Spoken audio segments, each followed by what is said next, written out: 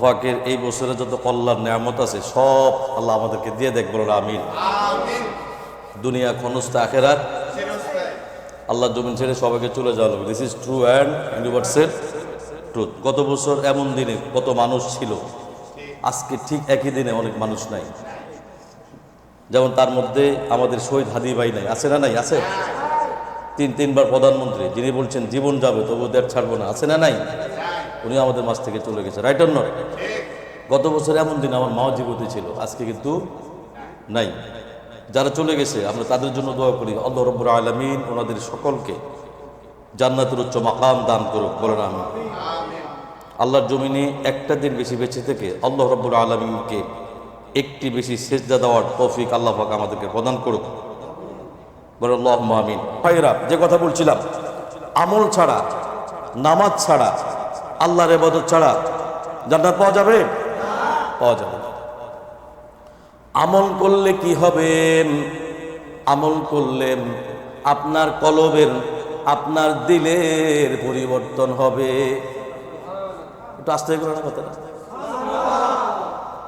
আমল করলে কি হবে? আপনার যে শক্ত কলবটা আছে, এই শক্ত কলবটা আল্লাহ রাব্বুল আলামিন নরম করে দিবে। আমল করলে কি হবে? এই যে চোখ তো সহজে চোখের পানি আসে না, তখন আসবে যখন আপনার দিলের ভিতরে আল্লাহর ভয় কাজ করবে। চোখের পানি তখনই আসবে যখন আপনার কলবের ভিতরে, আপনার চোখের মধ্যে, দিলের মধ্যে আল্লাহর মৃত্যুর ভয়, কবর আযাবের ভয়, জাহান্নামের ভয়, মালিক ইয়াউমিদ্দিন বিচারের দিনের ভয় যখন আপনার মধ্যে কাজ করবে, তখন আপনার সাথে সাথে চোখের পানি চলে আসবে। আমল করলে কি হবে?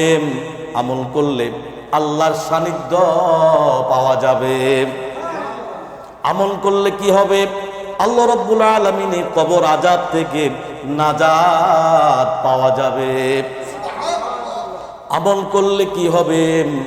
আল্লাহর যে আযাব, যে জাহান্নাম আছে, ওই জাহান্নাম থেকে মুক্তি পাওয়া যাবে। আমল করলে কি হবে? আল্লাহ পাক কোরআনের মধ্যে বারবার যে জান্নাতের কথা বলছেন, যত নাজ নিয়ামত আছে, দুনিয়ার যত নাজ নিয়ামত আছে, আখিরাতের যত হাসানা আছে, খাজানা আছে, আল্লাহর জমিনের যত হাসানা আছে, যত খাজানা আছে, সমস্ত হাসানাম খাজানাম আল্লাহ রাব্বুল আলামিন আমাকে আপনাকে দিয়ে দিবে। আমল করলে কি হবে? আপনার জীবনের যত গুনাহগুলি আছে, সমস্ত গুনাহগুলি আল্লাহ পাক মাফ করে দিয়ে, আল্লাহর রহমত দিয়ে আল্লাহ রাব্বুল আলামিন আমাকে আপনাকে আল্লাহর জান্নাত দিয়ে দিবে। যে জাতি ইলম থেকে দূরে থাকে, সে জাতি কোনোদিন ইসলামের বিজয় আনতে পারবে না। বুঝছেন না কথাটা?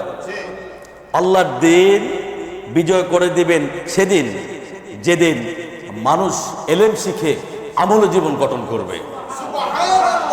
খেলাফত বান্দা চাইলে হবে না, মানুষ চাইলে কিন্তু খেলাফত আসবে না। খেলাফত কখন আসবে? এটা কে দিবে? আল্লাহ দিবে।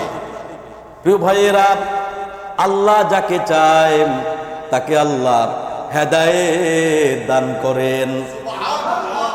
আল্লাহ যাকে চায় না, আল্লাহ রাব্বুল আলামিন ওই লোকগুলিকে পথভ্রষ্ট করে দেয়। নাউজুবিল্লাহ। এই খেলাফত আল্লাহ তখনই দিবেন যখন আল্লাহর বান্দা ইলম ও আমলের মধ্যে নিজের জীবনটাকে গঠন করবে। একজন একজন ইলমকে জিহাদ ফি সাবিলিল্লাহ বলা হয়ে থাকে।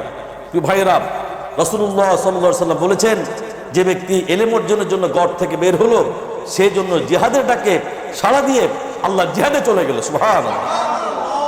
একজন ইলমওয়ালা মানে কি? একজন মুজাহিদ। একজন ইলমওয়ালা মানে কি? একজন মুজাহিদ। ইলমটাই সবচেয়ে বড় অস্ত্র।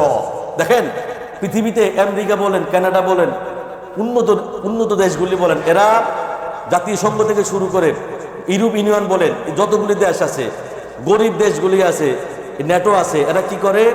এদেরকে এদের বাচ্চাগুলিকে আগে কি করে, এলেম থেকে দূরে সরিয়ে দেয়। ওই যে মোবাইল আসছে না, কি মানুষ যত উপকার হয়েছে তার চাইতে কি বেশি ক্ষতি হয়েছে। প্রিয় ভাইয়েরা, এলিমটাই সবচাইতে কি বড় অস্ত্র। কিন্তু ভাইজান, এই সমাজে রাষ্ট্রীয় কাজে কোনো কাজে এলেমদের না বসিয়ে রুক্ষ বন্ড বামপন্থীদের বসানো হয়, ঠিক না ব্যাটিক বলেন? ঠিক। প্রিয় ভাইয়েরা, যা দিয়ে রাষ্ট্রবাদ ইসলামের কোনো উপকার আসে না। প্রথমে আমাদেরকে এলেম, তারপর হিকমত, এই দুটো মিলে ইসলামের খেলাফত অর্জনের দৃঢ় সংকল্পবদ্ধ আমাদের হতে হবে। আমিন। আসরের 20তম পর্ব, আমার একটা ধারণা সূরা আসর মিনিমাম 50 থেকে 60 পর্ব হবে, আলহামদুলিল্লাহ বলেন। ছোট্ট একটি সূরা একদমই পড়া সম্ভব, রাইট অর নট? মনে হয় আল্লাহ রাব্বুল আলামিন, আল্লাহ পাকের সমস্ত গুণাবলী, সমস্ত কথাগুলি ক্বালান নবী রাসূলুল্লাহ সাল্লাল্লাহু আলাইহি ওয়াসাল্লাম, আল্লাহর নবী বলেন, এই কোরআন যদি নাজিল না হতো আমার উম্মতের জন্য শুধু সূরা আসরটা নাজিল হতো, আমার উম্মতের নাজাতের জন্য সূরা আসরটাই যথেষ্ট হয়ে যেত। আল্লাহ কয় আল আসরে, কালের শপথ, সময়ের কসম, দিনের কসম, রাতের কসম, ইতিহাসের কসম, যুগের কসম। আল্লাহ কসম খেয়ে বলতেছে একটা কথা, ইন্নাল ইনসানা লাফি খুসর, ইন্না নিশ্চয়ই, indeed mankind is in the loss. কি রুগিয়ান? আমি সবসময় সূরা আসরের তাফসীরে মসজিদে করি, আপনার জুমার মধ্যে আমি কথাটা করে বলি যে আল্লাহ বলতেছে মানুষ ক্ষতিগ্রস্তের মধ্যে আছে। এই ক্ষতিগ্রস্ত মানে কি? মানুষ শেষ, মানুষ একদম নিঃশেষ হয়ে গেছে। এই ক্ষতি থেকে বাঁচার জন্য আল্লাহ পাক মানুষকে 4টি মূলনীতি দিয়েছে। কয়টা মূলনীতি? 4টি। ইল্লাল্লাযীনা আমানু, তারা ব্যতীত, ইল্লাল্লাযীনা আমানু, তারা ব্যতীত যারা ঈমান আনছে, সুবহানাল্লাহ। ওয়া আমিলুস সলিহাত, তারা ব্যতীত যারা আমলে সলে করে, নেক কাজ করে, কোরআন পড়ে, কোরআন মানে, কোরআন বুঝে, কোরআনের জিন্দেগি সমাজে, রাষ্ট্রে, পরিবারে গঠন করে, ওই লোকটি সফল। ওয়াতাওয়াসাউ বিল হক, যা অন্যকে সত্য কথা বলে, সত্যের দাওয়াত দেয়, হকের কথা বলে, হকের দাওয়াত দেয়, হকের কাজ করে। ওয়াতাওয়াসাউ বিস সবর, এবং অন্যকে সবরের উপদেশ দেন, নিজম যে কোনো বিষয় ধৈর্য অবলম্বন করে। সুবহানাল্লাহ। এই 4টি গুণাগুণ যার ভিতরে থাকবে, আল্লাহ বলছে সে কি সফল। কথা বলছেন, সে কি সফল। কদ আফলাহাল মুমিনুন, মুমিন তো সফল হয়ে গেছে। এখানে কিন্তু গেছে, কিন্তু কথাটা বুঝবেন, কিন্তু আরবি গ্রামার যারা তারা বুঝবেন। মুমিনুন কদ আফলাহাল, মুমিন সফল, এখানে এটা বলে নাই, বলছে সফল হয়ে গেছে। পরবর্তী যে আল্লাহ পাক বলছে, এই সপ্তাহে, আগামী সপ্তাহ মনে হয় এই শনিবারে সূরা মুমিনের তাফসীর মনে হয় আমাদের এই ইয়েতে, আপনার এই তামিল মারাতি নামাজের তাফসীরের মধ্যে 8ম পর্বে 7ম পর্বে সূরা মুমিনের তাফসীর হবে ইনশাআল্লাহ। আমি ওদিকে না যাই, আমি প্রথমে বলতে যাচ্ছি যে ইমান নিয়ে আমরা অনেক কথা বলছি। ইমানের মূলনীতি কি, মূল কনসেপ্ট কি, এটা বলতে বলতে প্রথমে ইমান কি, আল্লাহর প্রতি, আল্লাহর গায়েবের প্রতি কি বিশ্বাস স্থাপন, আল্লাহ তাওহীদের প্রতি কি বিশ্বাস স্থাপন করা। এইভাবে অনেকগুলি কথা বলছি। আরেকটা কনসেপ্ট বলছিলাম কি বলেন তো? তাওহীদ, রিসালাত, আখিরাত। সুবহানাল্লাহ। তাওহীদ মানে কি? আল্লাহ পাক একত্ববাদের প্রতি স্বীকার করা। তাওহীদের আলোচনায় মসজিদে প্রায় 6 থেকে 7 পর্ব, রাইট অর নট? আচ্ছা, তারপর রিসালাতের আলোচনা প্রায় 5 থেকে 6 পর্ব হয়েছে। তারপরে কি? আখিরাত। এখন আখিরাতের আলোচনা কত পর্ব চলতেছে? 11 পর্ব চলতেছে। আল্লাহু আকবার। কত পর্ব? 11তম পর্ব চলতেছে। আখিরাতের প্রথম ধাপটা কি ছিল বলেন তো? মৃত্যু দিয়ে কি আখিরাতের জীবন শুরু। তারপর দ্বিতীয়টি কি? বারজাখ জীবন। তারপরে কি? কবরের জীবন। তারপরে কি? পুনরায়। তারপরে কি? কিয়ামত। তারপরে কি? কিয়ামত। কিয়ামত যখন হবে, তখনই মানুষকে যখন আল্লাহ রাব্বুল আলামিন পুনরুত্তোলন করবে, তখনই শুরু হবে হাসর নাসর, মালিকি ইয়াউমিদ্দিন। প্রিয় ভাইয়েরা, হাসরের ময়দানের পরিস্থিতি, ভয়াবহতা দেখে মানুষেরা এইদিকে ওদিকে দৌড়াদৌড়ি শুরু করবে। প্রিয় ভাইয়েরা, একে অন্য থেকে পালিয়ে বেড়াবে, কেউ কারোর সাথে কথা বলবে না, বরং পরিচিত আপন কেউ দেখলে ওই লোকটা বারবার মুখটা ঘুরিয়ে ফেলবে। আহা আহ শুধু নিজের মুক্তির চিন্তায় ওই লোকটি কিয়ামতের মাঠে অস্থির হয়ে যাবে। প্রিয় হাজিরিন, মালিক ইয়াউমিদ্দিন, দুনিয়া বিচারের দিন, আল্লাহ রাব্বুল আলামিন দুনিয়া আর দুনিয়ার মুসিবত এটা আপনার আমার জন্য কোনো বড় ধরনের মুসিবত না। প্রিয় ভাইয়েরা, দুইটা চোখ যখন আপনার বন্ধ হয়ে যাবে, দুনিয়ার মুসিবত আর আপনার জন্য মুসিবত থাকবে না। কি কথা বোঝেন নাই? এক লোক আমেরিকা থেকে আসছে, আমি তখন ঢাকায় আলেমে পড়ি, আমেরিকা থেকে আসছে ঈদের দিন রাত্রে, ওই রাত্রে উনি আবার আমেরিকা চলে যাবে, আসছে 1 মাসের ছুটিতে। হঠাৎ করে ওই বিল্ডিংয়ের মধ্যে যে অনেক লোক দৌড়াদৌড়ি করতেছে, আমারে ডাক দিয়েছে, আমি আপনার বাসা পড়াই, তো স্যার একটু আসেন দেখেন তো কি হয়েছে, আমার আব্বুর কি হয়েছে। দৌড় দিয়ে আমি গেলাম, দেখি তো লোকটা এইভাবে হাতটা উঠে দিকে উঠে পড়ে গেছে। আমি দেখে বুঝছি যে উনি মারা গেছে। ইন্না লিল্লাহ ওয়া ইন্না ইলাইহি রাজিউন। তার মানে কি, আপনি আগামীকালকে আপনার অনেক প্ল্যান আছে, কেমন ফিরোজ সাহেব অনেক প্ল্যান আছে, আমার অনেক প্ল্যান আছে, বা অনেকে দেশে যাবে, অনেকে গাড়ি করতে বসে আছে না নাই? মানুষ কত সব মানে সব প্ল্যান অনেকের আছে না, সাজানো সব গুছানো। যারা বক্তা হেরা তো বাংলাদেশে 2 বছর 3 বছর সিরিয়াল নেই, কেউ আছে না নাই? 3 বছর আগের থেকে সিরিয়াল দেওয়া আছে, এরকম আছে না নাই? কালকে সকালে যে আপনি বাঁচবেন, সকালে ঘুম থেকে উঠবেন, সূর্যটা দেখবেন, এই গ্যারান্টি কেউ দিতে পারবে না। প্রিয় ভাইয়েরা, দুনিয়ার মুসিবত থাকবে না। মালিক ইয়াউমিদ্দিন, বিচারের দিন, মানুষের সবচাইতে বড় মুসিবত হইল সেদিন বিচারের দিন। ওই দিন কেউ, দুনিয়ার কেউ আমার আপনার পাশে থাকবে না। কেউ থাকবে আপনার পাশে? প্রিয় ভাইয়েরা, কি হবে সেই বিচারের দিন? কেউ কাউকে পরিচয় দিতে চাইবে না। যাদের জন্য প্রবাসে, দেশে, বিদেশে নিজের জীবনটাকে তুমি উৎসর্গ করে দিয়েছ, যাদের জন্য সেই যুবক মানুষটা তুমি বৃদ্ধ হয়ে গিয়েছ, সেই সন্তানের জন্য রাত দিন তুমি পরিশ্রম করেছ, যে স্ত্রীকে ভালো রাখার জন্য সারাদিন তুমি খাটাখাটি করেছ, সেই বাবা মা ভাই বোন করে করে তুমি সারাদিন কাঁদতে, বাবার জন্য কাঁদতে, মায়ের জন্য কাঁদতে, ভাই বোনের জন্য কাঁদতে। যত আপনজন আপনার দুনিয়ার জমিনে ছিল, এরা কেউ আপনার কোনো উপকারে আসবে না। আল্লাহু আকবার। সেই মালিক ইয়াউমিদ্দিন, বিচারের দিন, সেদিন সবাই আপনার আপনজন, আপনার স্ত্রী, আপনার সন্তান, আপনার আপন মা, আপনার আপন বাবা আপনার কাছ থেকে পলায়ন করবে। হাজিরিন, অথচ এই দুনিয়ার মধ্যে একটি মানুষ পিতামাতাকে দেখলে অন্তরটা শীতল হয়ে যায়, সন্তানের বাবার ডাক শুনলে হৃদয়টা শীতল হয়ে যায়, স্ত্রী সন্তানের চেহারা দেখলে দুইটা চক্ষু শীতল হয়ে যায়। প্রিয় ভাইয়েরা, আপনার আপন ভাই বোনের জন্য আপনি পাগল হয়ে যান, কিন্তু মালিক ইয়াউমিদ্দিন, বিচারের দিন, কিয়ামতের দিন, কেউ কারোর সাথে দেখা হোক এটা কেউ কামনা করবে না। প্রিয় ভাইয়েরা, প্রত্যেকটা মানুষ নিজের চিন্তা পেরেশানি থাকবেন।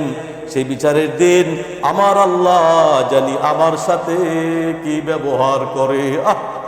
প্রিয় ভাইয়েরা, সেদিন মানুষ পলায়ন করবে তার আপন ভাই থেকে, তার আপন বাবা মা থেকে, স্ত্রী সন্তান থেকে। সেদিন প্রতিটা মানুষ নিজের চিন্তায়, নিজের পেরেশানিতে ব্যস্ত থাকবে। আল্লাহু আকবার।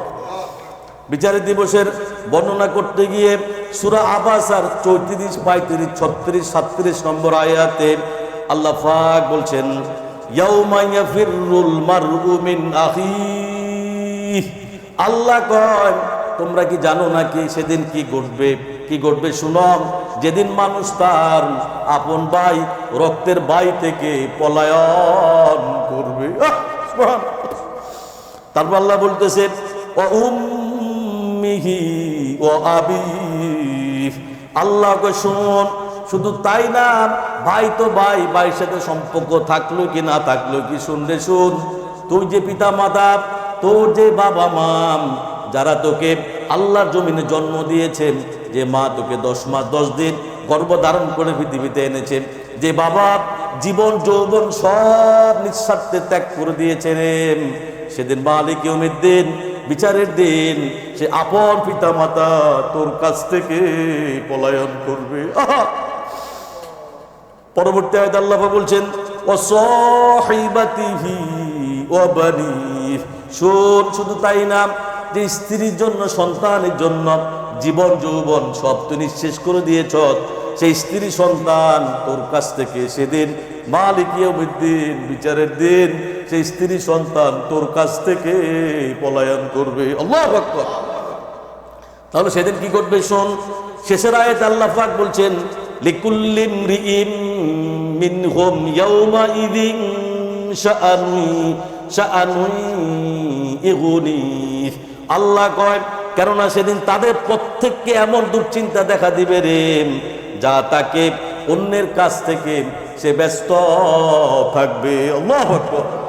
প্রিয় ভাইয়েরা, যাদের জন্য জীবন যৌবন সব উৎসর্গ করে দিয়েছ, যে পরিবারের জন্য সারা জীবন প্রবাসে অক্লান্ত পরিশ্রম করে গেছ, যে স্ত্রী সন্তানের জন্য যে জীবনটাকে তুমি নিঃশেষ করে দিয়েছ, অর্থ সম্পদের পিছনে দৌড়াতে দৌড়াতে তুমি পাগল হয়ে গেছো। প্রিয় ভাইয়েরা, যে অর্থ সম্পদের জন্য নিজের জীবনটাকে বিলিয়ে দিয়েছ, সেই স্ত্রী সন্তান ধন সম্পত্তি সেদিন বিচারের দিন মালিক ইয়াউমিদ্দিন, আল্লাহি আল্লাহর কসম খেয়ে বলছে, কোরআন বলতেছেন এই ধন সম্পদ স্ত্রী সন্তান আপনার কোনো কাজে আসবে না। আল্লাহু আকবার। প্রিয় ভাইয়েরা, সূরা শুআরার ৮৮ নম্বর আয়াতে আল্লাহ পাক বলছেন ইয়াউমা লা ইয়ানফাউ মালুন ওয়ালা বানুন। আল্লাহ কসম, যেদিন তোর কোন অর্থ সম্পদ কাজে আসবে না, শুধু তাই না, তোমার সন্তান সন্ততিও তোমার কোনো কাজে আসবে না।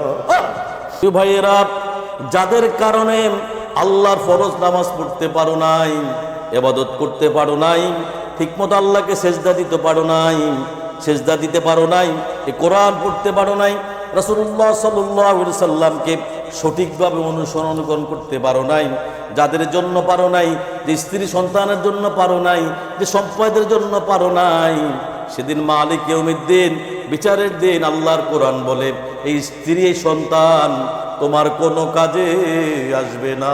আল্লাহু আকবার। সূরা হজের ১ নম্বর আয়াতে আল্লাহ পাক বলছেন যালিকা বিআন্নাল্লাহা হুয়াল হক।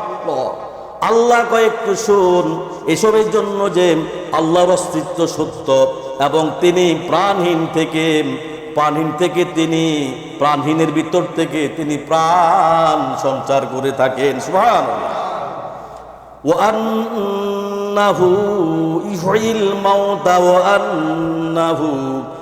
আন্নাহু আলা কুল্লি শাইইন কাদির। আল্লাহ কয় তিনি জীবন থেকে মানুষকে জীবন থেকে মৃত দান করেন, আবার মৃত থেকে আল্লাহ মানুষকে জীবিত দেন। আল্লাহ রাব্বুল আলামিন ওয়াল্লাহু আলা কুল্লি শাইইন কাদির, নিশ্চয় আল্লাহ রাব্বুল আলামিন সর্ববিষয় আল্লাহ সর্বশক্তিমান। সুবহানাল্লাহ। হাজিরিন, হাসরের দিন বিচারের দিবসে ভয়াবহ পরিস্থিতির কারণে আল্লাহর নবীগণ, যে যুগে যে নবী আসছেন ওই যুগে ওই নবী ছিল সর্বশ্রেষ্ঠ মানুষ। আল্লাহু আকবার। শুধু তাই না, যে যুগে যে নবী আসছেন ওই যুগে ওই নবী ছিল সর্বশ্রেষ্ঠ। আকাশের নিচে জমিনের উপরে আল্লাহ রাব্বুল আলামিন সর্বশ্রেষ্ঠ সুন্দর চরিত্র দিয়ে সুন্দর গঠন করে আল্লাহ পাক আল্লাহ জমিনে পাঠিয়েছেন। সুবহানাল্লাহ। এত মর্যাদা দিয়েছেন সেই নবীগণ, কিয়ামতের দিন মালিক ইয়াউমিদ্দিন, বিচারের দিন ওই নবীগণ ওই রাসূলগণ বলতে থাকবেন ইয়া নাফসি ইয়া নাফসি ইয়া নাফসি।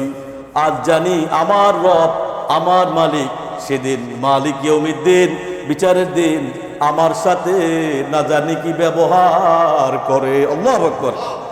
এই প্রসঙ্গে আন আবু হুরায়রা রাদিয়াল্লাহু তাআলা আনহু قال قال النبي رسول الله صلى الله عليه وسلم, প্রখ্যাত সাহাবী, শ্রেষ্ঠ সাহাবী, অন্যতম সাহাবী, সবচাইতে হাদিসবিদের মধ্যে সবচেয়ে বেশি হাদিস লিখছে সে সাহাবী বলতেছেন, তিনি বলতেছেন রাসূলুল্লাহ সাল্লাল্লাহু আলাইহি ওয়াসাল্লাম মালিক ইয়াউমিদ্দিন বিচারের দিন বর্ণনা করতে গিয়ে তিনি বলেন, তোমরা শোনো, আমি হব কিয়ামতের দিন নবী আদম আলাইহিস সালাম থেকে শুরু করে কিয়ামত পর্যন্ত আল্লাহর জমিনে যত মানুষ আসছে, শুধু তাই না, যত নবী আসছে, যত রাসূল আসছেন, সমস্ত মানব কুলের সমস্ত নবীদের সমস্ত রাসূলের একমাত্র নেতা হব আমি, নবী মুহাম্মদ আহমদ রাসূলুল্লাহ সাল্লাল্লাহু আলাইহি সাল্লাম।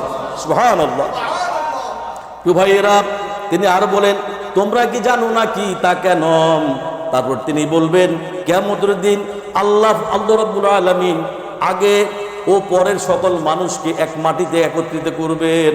আল্লাহ রাব্বুল আলামিন সূর্যকে নিকটে নিয়ে আসবেন, মানুষ অসহীন হয়ে যাবে, কষ্ট ক্লান্তের মধ্যে ক্লেশের মধ্যে মানুষ সেদিন পাগলের মতো হয়ে যাবে। আল্লাহু আকবার। প্রিয় ভাইয়েরা, এক পর্যায়ে লোকেরা সমস্ত মানুষগুলি হযরত আদম আলাইহিস সালামের নিকট হাজির হয়ে বলবেন, হে আপনি মানব জাতির পিতা, আল্লাহ আপনাকে নিজ হাতে সৃষ্টি করেছেন এবং তার রূহ থেকে আপনার মাঝে আল্লাহ রাব্বুল আলামিন ফুঁকে দিয়েছেন। তারপরে ফেরেশতাদের নির্দেশ দিয়েছেন এবং তারা আপনাকে সেজদা করেছে। আপনি আমাদের রবের কাছে আমাদের জন্য একটু সুপারিশ করেন। আল্লাহু আকবার।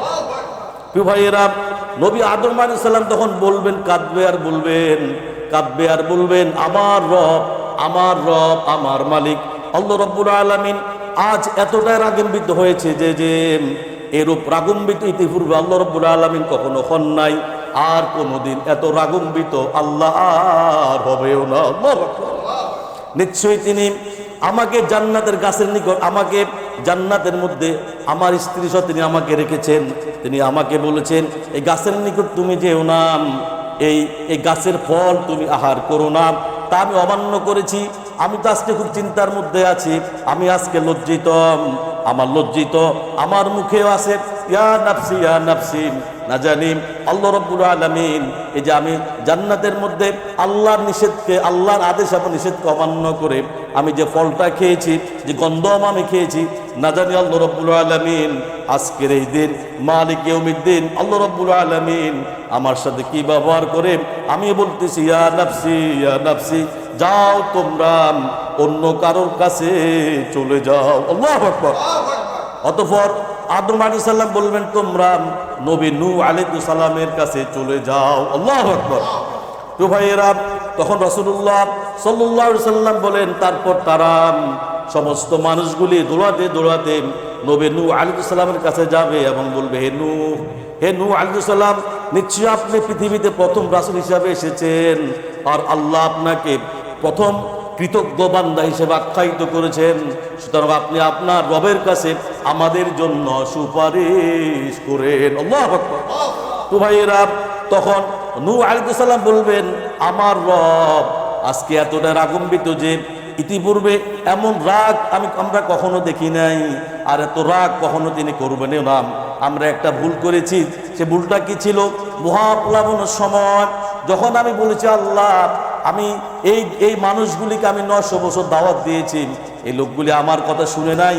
আমি যখন দোয়া করেছি, আল্লাহ রাব্বুল আলামিন তখন বন্যা দিয়ে, মহাপ্লাবন দিয়ে আমার জাতিকে আল্লাহ নিঃশেষ করে দিয়েছে। আল্লাহু আকবার।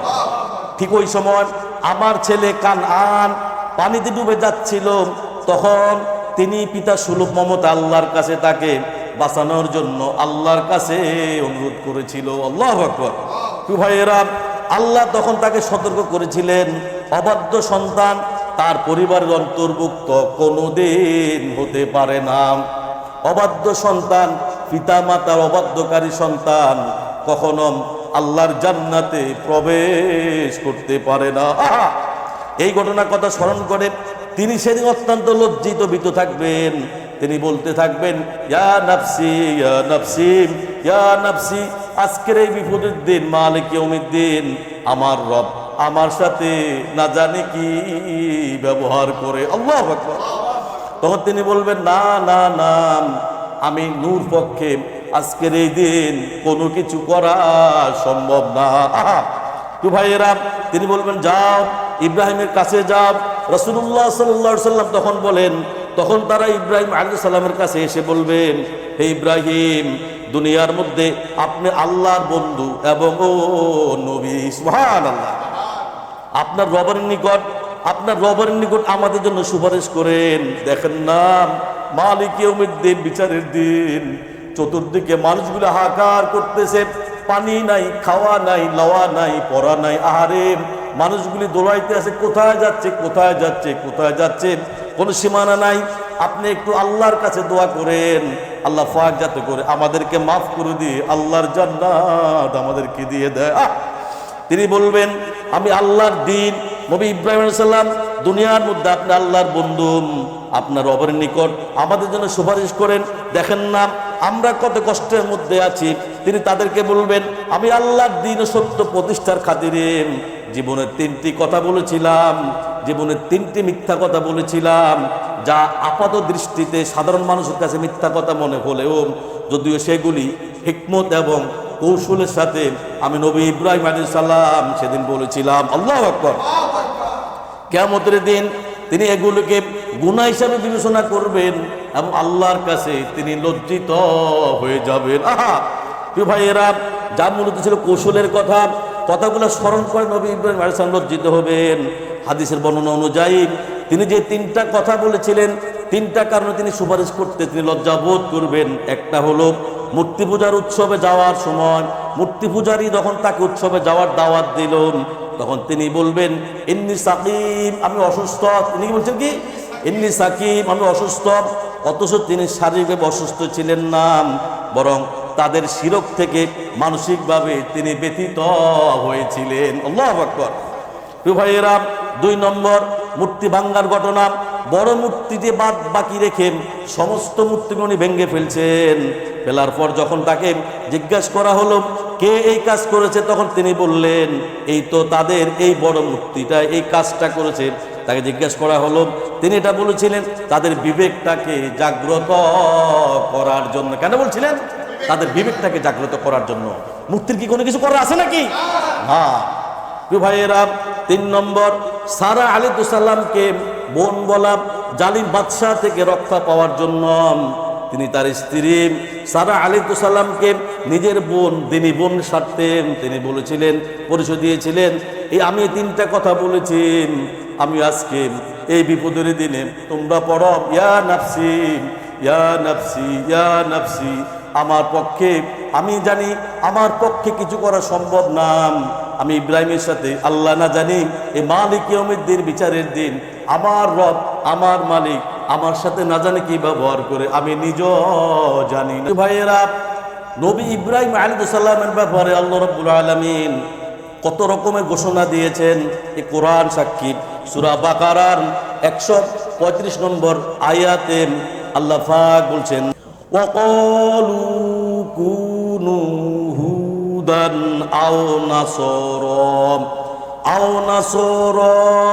তাহতাদু কুল বাল মিল্লাতা ইব্রাহিম হানিফা ওয়া মা কানা মিনাল মুশরিকিন। ইহুদিরা বলে, যদি তোমরা ইহুদি হও তাহলে তোমরা সঠিক পথ পাবে। খ্রিস্টানরা বলে, যদি তোমরা খ্রিস্টান হও তবে তোমরা সঠিক পথ প্রাপ্ত হবে। আর আমার আল্লাহ বলেন, এদের সকলকে বলে দাও, বরং তোমরা সব কিছু পরিত্যাগ করে মিল্লাতে ইব্রাহিমের ভিতরে শামিল হয়ে যাও। সুবহানাল্লাহ। এটাই আল্লাহর পথ, এটাই মুক্তির পথ, এটাই একমাত্র জাহান্নাম থেকে মুক্তি পাওয়ার পথ, এটাই একমাত্র মালিক ইয়াউমিদ্দিন, বিচারের দিন আল্লাহ রাব্বুল আলামিন সহজ করে দেবে সেই পথ, এটাই একমাত্র নাজাতের পথ। সুবহানাল্লাহ। প্রিয় ভাইয়েরা, নবী ইব্রাহিম সাল্লাম বললেন, যাও তোমরা এখন নবী মুসার কাছে যাও। তারা সকলে মুসা আলাইহিস সালামের কাছে দৌড়িয়ে যাবেন এবং বলবেন, হে মুসা, আপনি তো আল্লাহর রাসূল, আল্লাহ আপনাকে তার রিসালাত কথোপকথনের দ্বারা সম্মানিত করেছেন, আপনি আপনার রবের কাছে আমাদের জন্য একটু সুপারিশ প্রদান করেন। আল্লাহু আকবার। প্রিয় ভাইয়েরা, তারপর তিনি বলবেন, নিশ্চয় আমি এক ব্যক্তি হত্যা করেছিলাম, যাকে হত্যা করতে আমাকে বলা হয়নি, অনিচ্ছাকৃতভাবে হত্যাকাণ্ড হয়ে গেছে। নবুয়ত প্রাপ্তির আগে মিশরের এক কিপ্তি ফেরাউনের বংশের লোককে আমি এবং এক ইসরায়েলি ব্যক্তির মধ্যে ঝগড়াঝাটি হচ্ছিল। বনি ইসরায়েলের ব্যক্তির মধ্যে, ওই লোকটির মধ্যে ঝগড়াঝাটি হচ্ছিল। মুসা আলাইহিস সালাম তখন লোকটিকে একটি ঘুষি মারেন, যার ফলে অন দ্য স্পটে লোকটি মারা যায়। আল্লাহু আকবার। যদিও তিনি তাকে হত্যা করতে চান নাই এবং এটি একটি দুর্ঘটনা মাত্র ছিল, তবু কিয়ামতের দিন তিনি আল্লাহর সামনে এই বিষয়টি অত্যন্ত লজ্জিত হবেন।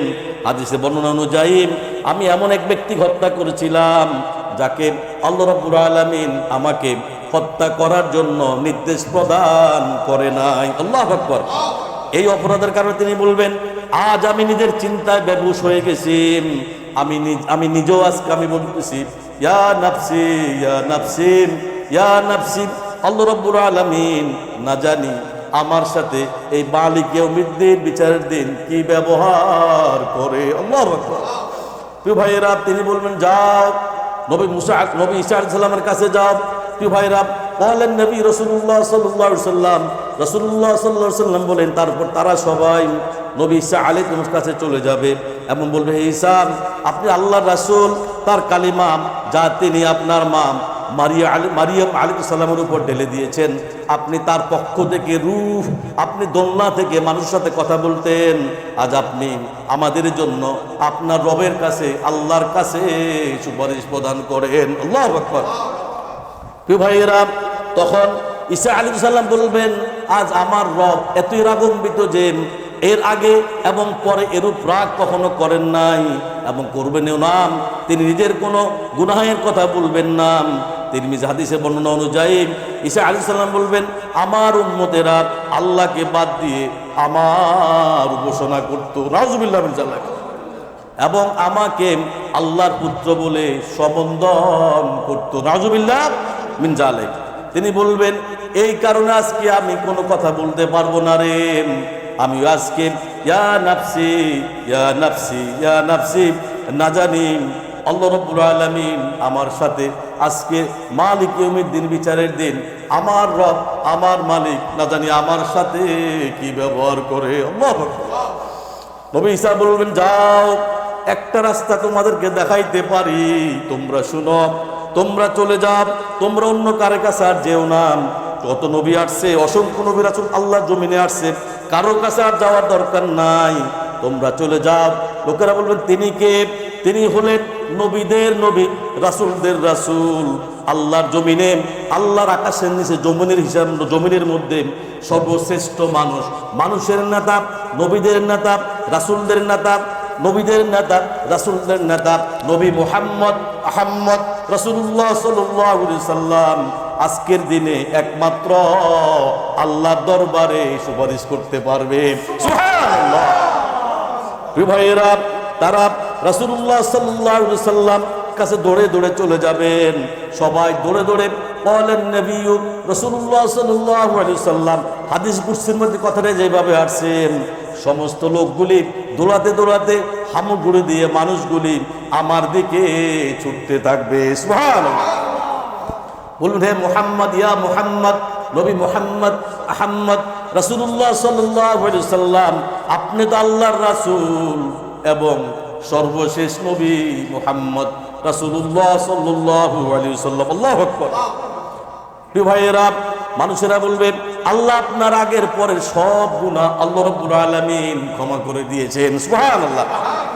আপনি আপনার রবের নিকট আমাদের জন্য সুপারিশ করুন। আপনি দেখেন না, এই মালিক ইয়াউমিদ্দিন বিচারের দিন মানুষগুলি কত কষ্টের মধ্যে আছেন, জিহ্বাটা নাভির মধ্যে চলে আসবে রে, কারোর উপরে কিছু করার থাকবে না, মা করার নাই, বাবার করার নাই, ভাইদের করার নাই, বোনদের করার নাই, তারা তো সবাই থেকে আমরা পলায়ন করলাম, সবাই পালিয়ে গেছেন।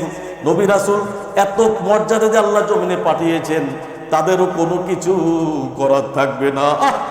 প্রিয় ভাইয়েরা, তখন আমি আরশের নিচে এসে আমার মহান রবের সামনে আমি সিজদার মধ্যে পড়ে থাকবো। সুবহানাল্লাহ।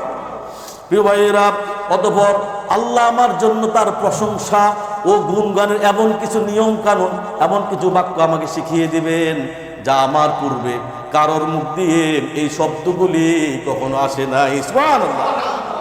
নবীজি বলেন, তারা আমার নিকট আসবেন, তারপর আমি আমার রবের নিকট অনুমতি প্রার্থনা করবে, সিজদার মধ্যে পড়ে মধ্যে কাঁদতে থাকবো। সবাই বলবে, আজকে জানি আমার রব আমার সাথে কি ব্যবহার করে, ইয়া নাফসি ইয়া নাফসি।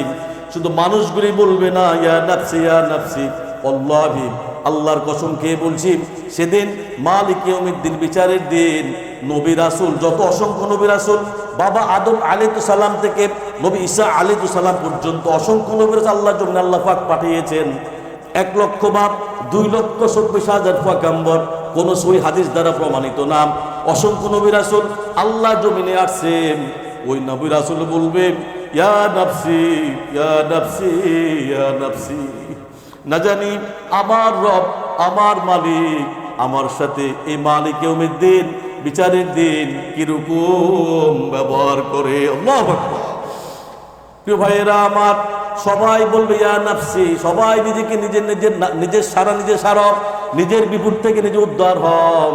আর আমাদের নবী, প্রাণের নবী, আমাদের নবী, নয়নের নবী, সর্বশ্রেষ্ঠ নবী, নবী মুহাম্মদ রাসূলুল্লাহ সাল্লাল্লাহু আলাইহি সাল্লাম সিজদার মধ্যে গিয়ে বলবেন রব্বি হাবলি ইয়া উম্মতি, রব্বি হাবলি ইয়া উম্মতি ইয়া উম্মতি ইয়া উম্মতি, আমার উম্মত আমার উম্মত আমার উম্মত। সুবহানাল্লাহ।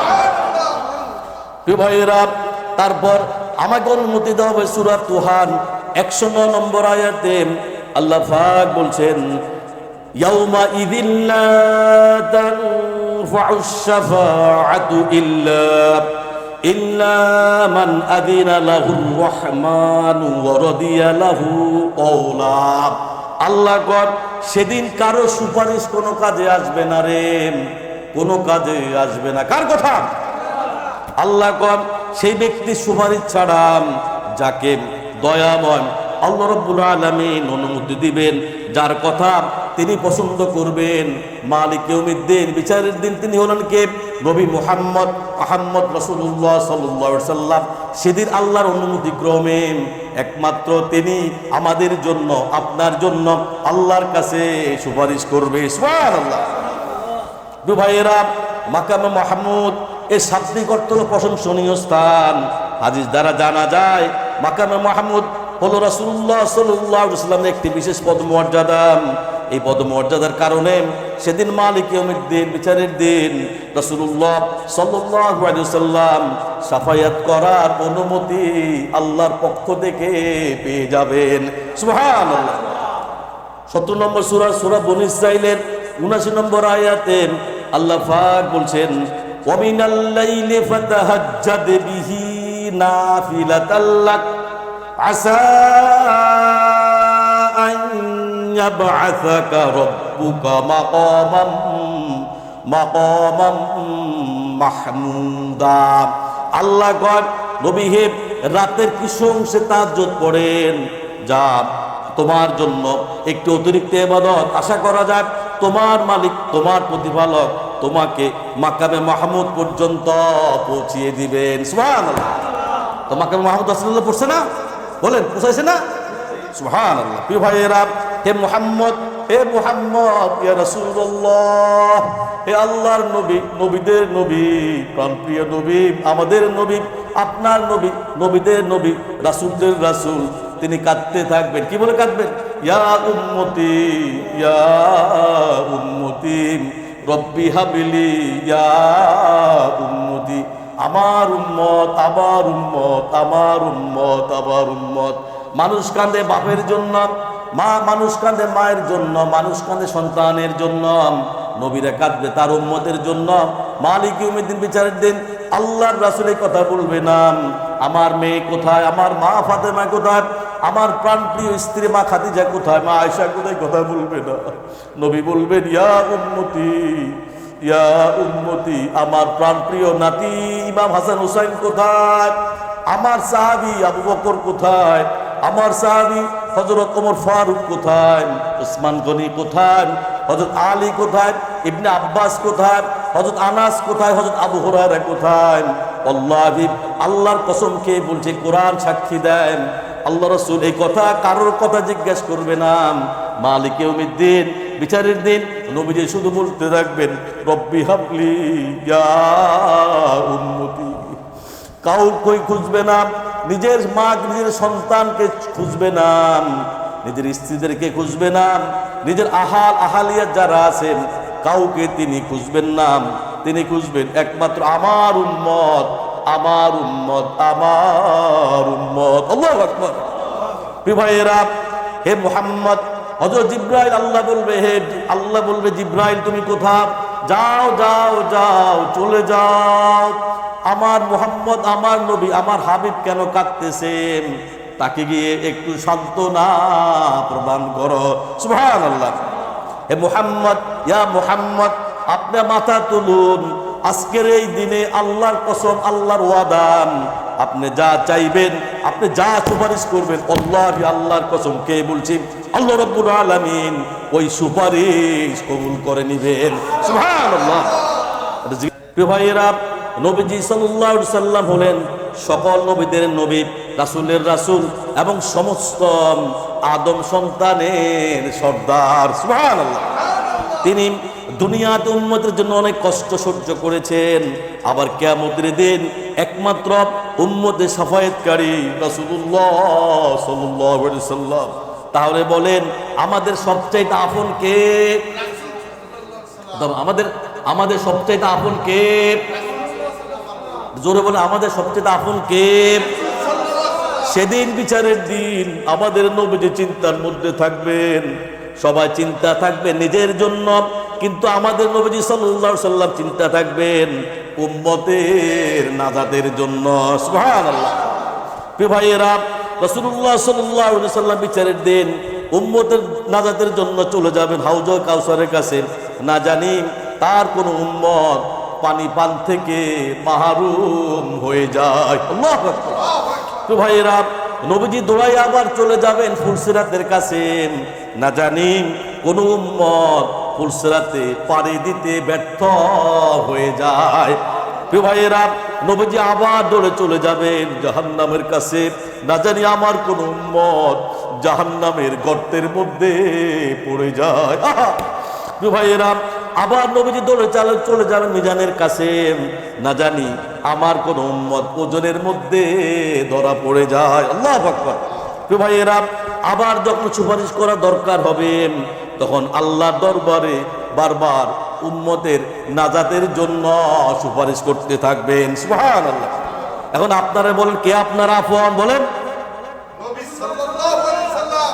নবীজি নাকি আপনার পরিবার? বলেন রাসূল সাল্লাল্লাহু আলাইহি সাল্লাম। সবাই আপনাকে বলবেন, কিন্তু মালিক ইয়াউমিদ্দিন বিচারের দিন আমার নবী মুহাম্মদ সাল্লাল্লাহু আলাইহি সাল্লাম আপনাকে আমাকে বলবে না। সুবহানাল্লাহ। তাহলে বোঝা গেল নবীজি আমাদের সবচাইতে বেশি আপন, নবীজি আমাদেরকে সবচাইতে বেশি ভালোবাসেন। সুবহানাল্লাহ। বিচারের দিনটা হচ্ছে এমন দিন যেদিন কেউ নিজেকে রক্ষা করতে পারবে না, যেদিন অন্য কেউ সাহায্যকারী পাবে না, আর সমস্ত ব্যাপারটি একমাত্র আল্লাহ রাব্বুল আলামিনের হাতে থাকবেন। সেই দিনটার নাম কিয়ামত, সেই দিনটার নাম পরকাল, সেই দিনটার নাম মালিক ইয়াউমিদ্দিন, সেই দিনটার নামই হলো বিচারের দিন। আল্লাহু আকবার। তুম্মা মা আদরাকা মা ইয়াউমুদ্দিন। তোমরা কি জানো কে বলছে আজকে বিচারের দিন? তোমরা কি জানো বিচারের দিবস কি? বিচারের দিনটা কি তোমরা কি জানো? কেন বিচারের দিন আল্লাহ বলছেন? ইয়াউমা লা তামলিকু নাফসুন লিনাফসিন শাইআ ওয়াল আমরু ইয়াউমা ইযিল লিল্লাহ। সেদিনটার নামে কিয়ামত, যেদিন সমস্ত বিষয়টা একমাত্র আল্লাহর হাতে থাকবে। সুবহানাল্লাহ। প্রিয় ভাইয়েরা, বিচারের দিন সেদিন মালিক ইয়াউমিদ্দিন আল্লাহ রাব্বুল আলামিন সংসদ পার্লামেন্ট ডাক দিবেন, আর পার্লামেন্টের সদস্য হবেন নবী এবং রাসূল সাল্লাল্লাহু আলাইহি সাল্লাম। সে স্পিকার হবেন আল্লাহ নিজেই। কোন সংসদ সদস্য সেদিন কথা বলতে পারবে না, একমাত্র উম্মতের নাজাতের জন্য কথা বলতে পারবেন আমার আপনার নবী মুহাম্মদ আহমদ রাসূলুল্লাহ সাল্লাল্লাহু আলাইহি সাল্লাম। সুবহানাল্লাহ। প্রিয় ভাইয়েরা, কিয়ামতের দিন আল্লাহ রাব্বুল আলামিন সবাইকে সিজদা করার জন্য বলবেন। সমস্ত নবীর উম্মতদেরকে আল্লাহ ডাক দিবেন, বলে তোমরা সিজদা কর। কি বলবে আল্লাহ? সিজদা কর। সূরা কলামের 42 নম্বর আয়াতে আল্লাহ পাক বলছেন ইয়াউমা ইউকশাফু আন সাকিন ওয়া ইউদআউনা ইলাস সুজুদি ফালা ইস্তাতিউন। সেদিন সার খুলে দেওয়া হবে। আল্লাহর জমিনে যত মানুষকে আল্লাহ সৃষ্টি করেছেন, যত নবীর উম্মত আছেন, আল্লাহ পাক সবাইকে ডাক দিবেন সেজদা করার জন্য, কিন্তু তারা চাইলো সেদিন আল্লাহকে সেজদা করতে পারবে না। আল্লাহু আকবার। তাদের অবস্থা কি হবে? তাদের দৃষ্টি থাকবে অবনত, লাঞ্ছনা এবং অপমান তাদের উপরে চেপে বসবেন। তারা চাইল সেদিন মালিক ইয়াউমিদ্দিন, বিচারের দিন, আল্লাহকে সেজদা করতে পারবে না। নাউজুবিল্লাহ মিন জালিক। প্রিয় ভাইয়েরা, আল্লাহ আমাদেরকে ক্ষমা করুক। কিয়ামতের দিন নবী আদম আলাইহিস সালাম থেকে শুরু করে পৃথিবীর সমস্ত মানুষকে আল্লাহ রাব্বুল আলামিন সিজদা করার জন্য অর্ডার করবেন। যারা আল্লাহর জমিনে বেনমাজি, আল্লাহকে সিজদা দেয় নাই, আল্লাহর কোরআন পড়ে নাই, রাসূলকে অনুকরণ করে নাই, ওয়াল্লাহি আল্লাহর কসম খেয়ে বলছি, ওই লোকগুলি চাইলে সেদিন আল্লাহকে সিজদা করতে পারবে না। আল্লাহু আকবার। সূরা কলামের 43 নম্বর আয়াতে আল্লাহ পাক বলছেন, খাশিয়াতান আবসারুহুম তারহাকুহুম দিল্লাহ ওয়া ক্বাদ কানু ইউদআউনা ইলাস সুজুদি ওয়া হুম সালিমুন। পড়েন, খাশিয়াতান আবসারুহুম তারহাকুহুম দিল্লাহ ওয়া ক্বাদ কানু ইউদআউনা ইলাস সুজুদি ওয়া হুম সালিমুন। তাদের দৃষ্টি থাকবে অবনতন, হীনতা, তাদেরকে আচ্ছন্ন করে রাখবেন। অথচ যখন তারা সুস্থ ছিল, নিরাপদে ছিল, আল্লাহর জমিনে ছিল, তখন তাদেরকে সেজদা করার জন্য ডাকা হতো। ক্ষমতা থাকা সত্ত্বেও ওই লোকগুলি আল্লাহকে সেজদা দিত না।